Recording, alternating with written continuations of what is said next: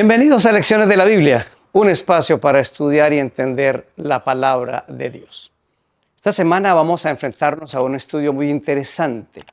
Estamos en el análisis de la profecía bíblica para poder entender toda la Biblia, pero sobre todo los libros de Daniel y el Apocalipsis. Daniel y Apocalipsis tienen la mayor cantidad de revelación profética y todos estos temas nos ayudan a entender los principios para que exactamente podamos interpretar de acuerdo a lo que Dios tenía en su mente. Para esta semana el título se llama Las Naciones, primera parte. Esté pendiente de los programas en vivo. Se lo estamos avisando, sábados a las 7 de la mañana, hora de Colombia, programas en vivo, para que usted se conecte en el canal de YouTube. Si usted es suscriptor pago de Patreon, puede estar en el Zoom para hacernos preguntas directamente. Es un premio a los que nos han acompañado en Patreon, que es una plataforma que apoya nuestro ministerio. En la profecía bíblica hay dos conceptos muy importantes que tenemos que comprender. Primero, Dios tiene un sistema de gobierno que se llama la teocracia. Él es el rey, Él es el que dirige, Él es el que manda. Él tiene leyes para crear armonía entre nosotros, para que seamos felices, y Él es nuestro proveedor. El segundo concepto es que hay un usurpador del gobierno de Dios. El mismo Jesús le dijo, el príncipe de este mundo, y es Satanás. Tiene también sus leyes, sus principios, sus cosas que van en contra de los principios de Dios.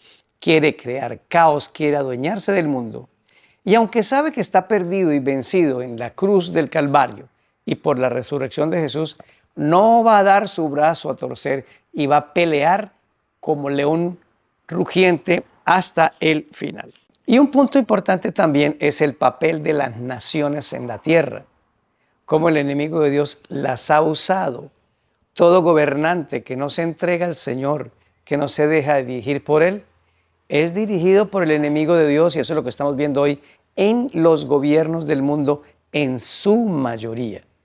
Así que, gracias por acompañarnos. No olvide descargar su herramienta. Si usted tiene su diccionario bíblico adventista, va a buscar esas herramientas. De lo contrario, solicite las que nosotros se las vamos a enviar a través de nuestro canal de WhatsApp.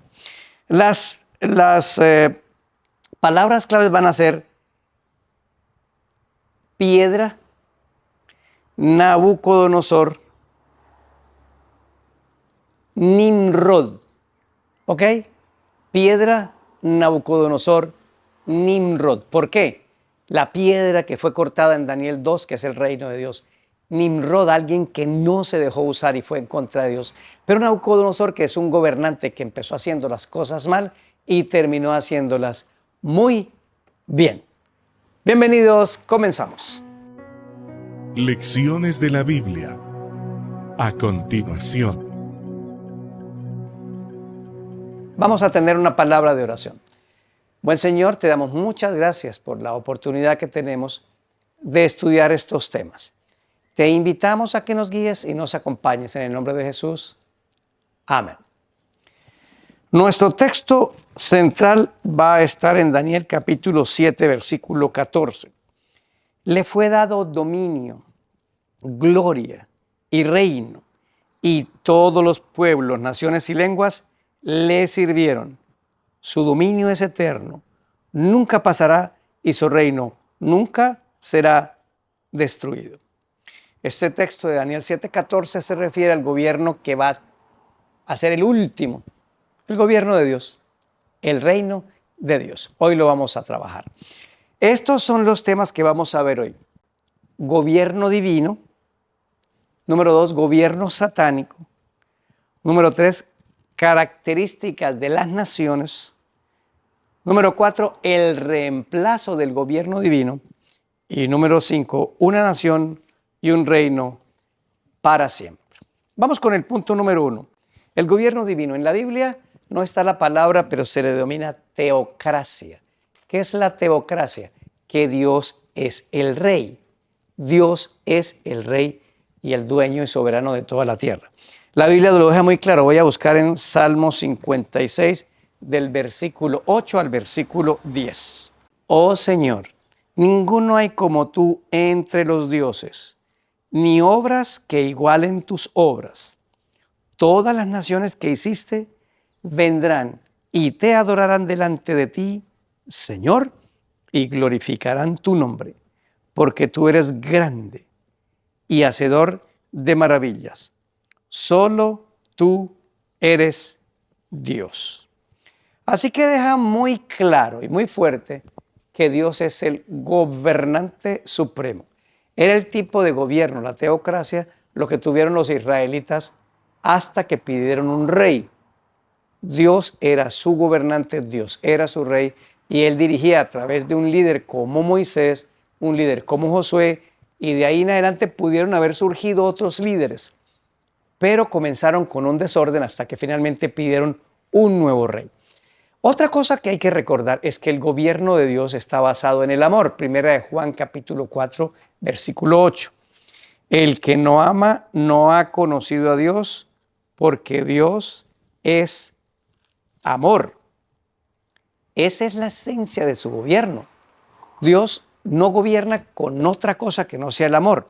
Y quiero que busquen también en un texto que está en Jeremías capítulo 29, versículo número 11, otro elemento del gobierno de Dios, porque si el gobierno de Dios es amor, Él solo tiene intenciones buenas con nosotros. Leamos. Porque yo sé los pensamientos que tengo acerca de vosotros, dice Jehová, pensamientos de paz y no de mal, para darles el fin que ustedes esperan. Y el siguiente versículo dice, ustedes me invocarán, me buscarán y me encontrarán porque lo harán de todo vuestro corazón. Así que un primer término para entender todo esto del gobierno de las naciones aquí en la tierra y la próxima lucha que va a haber entre las naciones y Dios dirigidas por Satanás, comienza con que Dios es el gobernante supremo. Ahora veamos un segundo punto. Satanás y su gobierno satánico. Así que vamos a ver Juan capítulo 12, versículo número 31. Él se ha usurpado un lugar aquí en la tierra y miren cómo se refirió el Señor Jesús a él. Juan 12, 31. Ahora es el juicio de este mundo. Ahora el príncipe de este mundo es echado fuera. Es un gobernante usurpador. Es más, en la tercera tentación él le dice a Jesús, dobléguese ante mí, adóreme y yo le devuelvo el mundo. Él no es el dueño de nada, no es el dueño de nada. Ahora, ¿cuál es el sistema de gobierno de él? Eso está ahí mismo, es Juan capítulo 8, versículo número 44. Vosotros sois de vuestro padre el diablo, y los deseos de vuestro padre queréis hacer. Él ha sido homicida desde el principio y no ha permanecido en la verdad porque no hay verdad en él. Cuando habla mentira, de suyo habla porque es mentiroso y padre de mentira. Clarísimo. Es un gobernante homicida, nos quiere matar, nos mata todo el tiempo. Él es el autor de la muerte. Nos gobierna con mentiras. El gobierno de Satanás es el gobierno de la desinformación. Decir una cosa pero queriendo decir otra. ¿No vio lo que le dijo a Eva para engañarla en la cruz, en el árbol de la vida, perdón? Lo que le dijo a Jesús en la primera tentación. Si eres el Hijo de Dios, di que estas piedras se conviertan en pan. Él es clásico en esto, no tiene verdad en él. Debemos tener este punto en claro porque los males que pasan en esta tierra son culpa de Satanás. Ahora, en el libro de Colosenses capítulo número 2, encontramos una declaración que nos da esperanza. Es el texto donde en Colosenses 2:14 se dice que la ley de Moisés fue clavada en la cruz, que porque estaba contra nosotros, usted lo puede confirmar en Deuteronomio 31, que es la ley de Moisés y no los 10 mandamientos. Y después en el versículo número 15 dice, y despojando a los principados y a las potestades, los exhibió públicamente, triunfando sobre ellos en la cruz. ¿Quiénes son los principados y potestades? Pues Satanás y sus demonios, que se creen los gobernantes de este mundo. Dice, los exhibió. ¿Qué es exhibirlos? Los mostró como trofeos de su guerra que les había ganado y los había vencido. Los exhibió, los mostró públicamente. Quiere decir también, como dice en Apocalipsis número 2, el cántico que hacen allá en el cielo de que le han vencido hasta la muerte del Cordero. Qué bueno que se ha vencido y ha sido expulsado finalmente del cielo Satanás, porque los reinos de otros mundos se dieron cuenta de que el culpable es él, de que todo lo que había dicho era mentira, y los exhibió, los despojó. Son seres vencidos. Ahora vamos al punto número 3, muy importante para el entendimiento de esta semana. Permítame, me ubico. El punto número 3, las características de las naciones.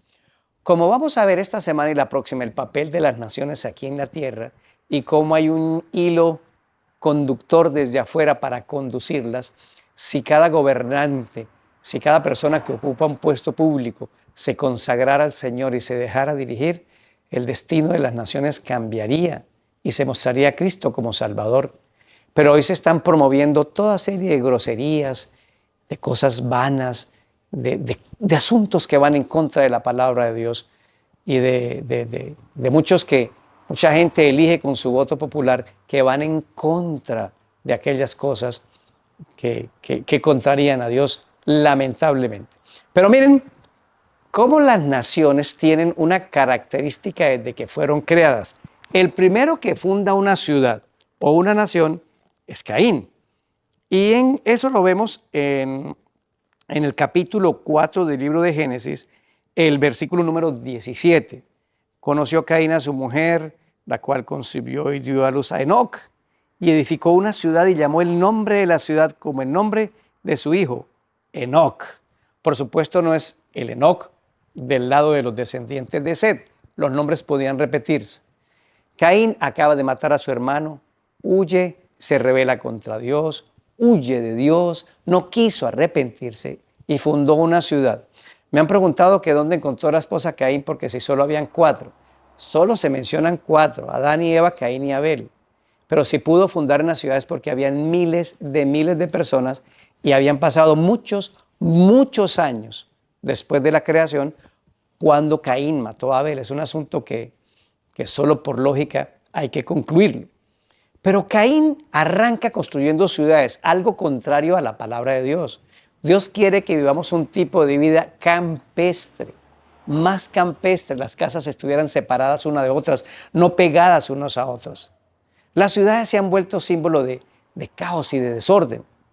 Pero más adelante, cuando pasa el diluvio, en el libro de Génesis, el capítulo número 10, cuando habla de los descendientes de Noé, se habla de un personaje que vamos a repetir en uno de estos días y solo me voy a referir a él, que se llama Nimrod. Y aquí voy a leer de Génesis capítulo 10, versículo 8.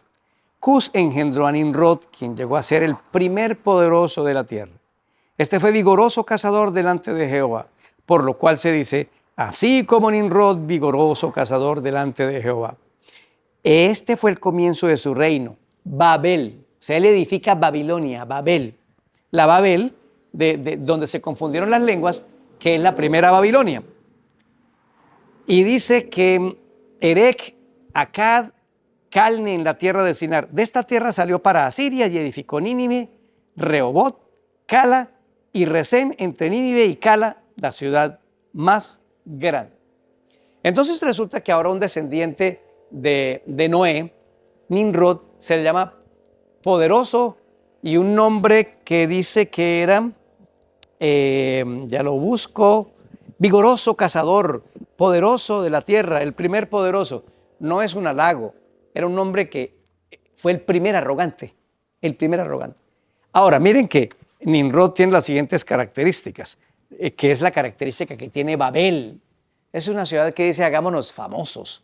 Dios dijo que no iba a destruir más la tierra con agua. No le creemos, hagámonos una torre para cuando Dios la vuelva a destruir, nosotros nos subimos a esa torre. Eso significa que las ciudades fueron construidas desde Caín, luego con Nimrod, hasta hoy, en un símbolo de rebelión contra Dios, en un símbolo de violencia, en símbolos de caos, de delincuencia, de contaminación, de un atrapamiento. Vivimos atrapados en el tráfico, en el consumo y en las diversiones malsanas. Entonces, las naciones de la tierra son conducidas o por Dios o por el enemigo. Depende de cómo los gobernantes se consagren al Señor. Pero ustedes ven que la mayoría de los gobernantes no buscan a Dios, sino teorías, fábulas y la negación de Dios. Este concepto es importante para que entendamos Daniel capítulo 2 y capítulo 7 cuando hablemos del papel de las naciones en la profecía. Vamos al punto 5, el reemplazo del gobierno divino. Pues resulta que Israel no tenía rey, ellos tenían jueces. Y voy a ubicarme en 1 Samuel capítulo número 8, porque la historia dice que después de Moisés y después de Josué vinieron los jueces y estaba gobernando Samuel. Y miren lo que pasó en el gobierno de Samuel en 1 Samuel capítulo 8, versículo número 5 en adelante. Le dijeron: he aquí tú has envejecido y tus hijos no andan en tus caminos. Por tanto, constitúyenos ahora un rey que nos juzgue como tienen todas las naciones. Resulta que la distorsión del gobierno espiritual de los dos hijos de Samuel, que se llamaban Joel y Abías, según 1 Samuel 8:2, comenzó a distorsionar la imagen de Dios. Nosotros, líderes religiosos, debemos tener mucho cuidado de la manera como mostramos a Dios a las personas. Entonces dijeron: ellos lo están haciendo muy mal. Samuel hizo algo muy bueno que no hizo Elí. Quitó a sus hijos del sacerdocio. Samuel los saca de la parte de gobierno que ellos estaban haciendo como jueces. Pero entonces continúa diciendo los israelitas, versículo 6. Pero no agradó a Samuel esta palabra que dijeron: danos un rey que nos juzgue. Y Samuel oró a Jehová. Y dijo Jehová a Samuel: oye la voz del pueblo en todo lo que te digan, porque no te han desechado a ti, sino a mí me han desechado, para que no reine sobre ellos. Conforme a todas las obras que han hecho desde el día que los saqué de Egipto hasta hoy, dejándome a mí, sirviendo a dioses ajenos, así también hacen contigo. ¡Qué dolor! ¡Qué dolor! Queremos tener un rey como todos tienen, ¿cierto? Copiando lo que el mundo hace para nosotros también hacerlo cuando nuestros principios están muy bien establecidos. No queremos que nos gobierne Dios, que nos gobierne un ser humano. Malvados, perversos y pecadores como somos nosotros. La gran mayoría de los reyes que gobernaron a Judá y a Israel, malísimos. ¿Qué hay de Acab, que se trae una esposa Sidonia y esa se trae 480 profetas, 200 de Baal, 280 de Acera, creo que era el número, y les pagaba su salario porque dice comían de su mesa? Porque esta mujer tenía claro el propósito evangelístico de los sidonios. Vamos a volver a todo Israel creyente de Baal, y si no es por la intervención de Dios con Elías, lo logra. Queremos un rey como los demás. Pero el Señor le dijo a Samuel: me están despreciando a mí, me están haciendo a un lado a mí. Fue consecuencia de un mal liderazgo espiritual. Fue consecuencia de querer ser como los demás pueblos, versículo número 5. Al final es un doloroso rechazo al Señor, y lo peor es que el diablo usó a muchos de estos reyes y lo sigue haciendo, como dice en Apocalipsis capítulo número 13, versículo 2.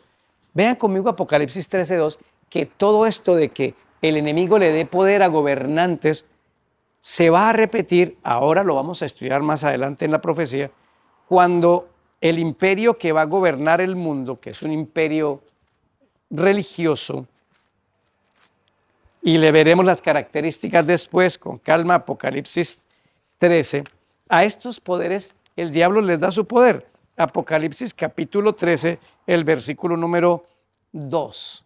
La bestia que vi era semejante a un leopardo, sus pies como de oso, su boca como de león. Y el dragón le dio su trono, su poder y su grande autoridad. ¿Qué tenemos hoy? Una historia que se repite.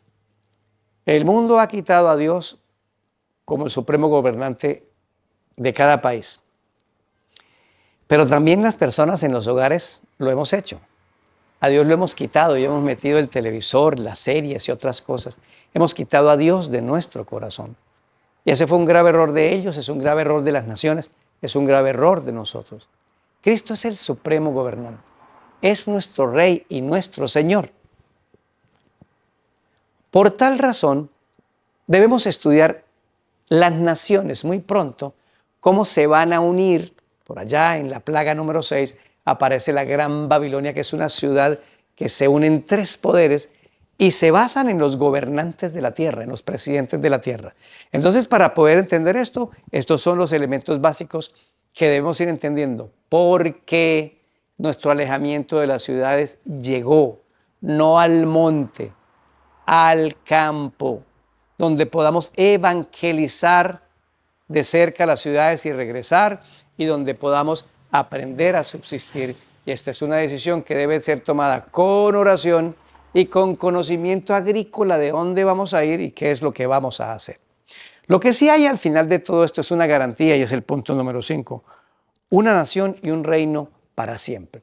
Miren lo que dice Daniel capítulo 2, versículo 34 y versículo 44. Estabas mirando hasta que una piedra fue cortada, no con mano, e hirió a la imagen en sus pies, de hierro y de barro cocido, y los desmenuzó. 44. Y en los días de estos reyes el Dios del cielo levantará un reino que no será jamás destruido, ni será el reino dejado a otro pueblo. Desmenuzará y consumirá estos reinos, pero él permanecerá para siempre. En la próxima semana vamos a estudiar mucho más claro esto, pero lo quiero dejar como algo de esperanza. ¿Cuál es la esperanza? Después de todos los gobiernos en el mundo que están en Daniel 7 y en Daniel 2, y en Daniel 2 dice que una piedra fue cortada y esa piedra representa la segunda venida de Cristo. Él va a traer su reino aquí a la tierra. Es un reino en donde nosotros podemos ser sus súbditos. Pero ¿sabe qué tenemos que hacer ahora? Entrenarnos y prepararnos con los principios bíblicos, los de Jesús, para poder ir a vivir a ese reino. Eso no es solo que Cristo va a venir y nos va a llevar a su reino. No, es toda una liberación de esta situación tan complicada que vive el mundo. Tú y yo tenemos esperanza. La esperanza es Cristo, el Cordero. La esperanza es la segunda venida del Señor. Pero necesitamos aquí adentro pedirle al Señor que obre los cambios que se necesitan hacer para que yo sea un súbdito, un heredero, un habitante de ese nuevo reino digno de lo que Él nos va a regalar. Soy Daniel Herrera y deseo para todos un día lleno de bendiciones.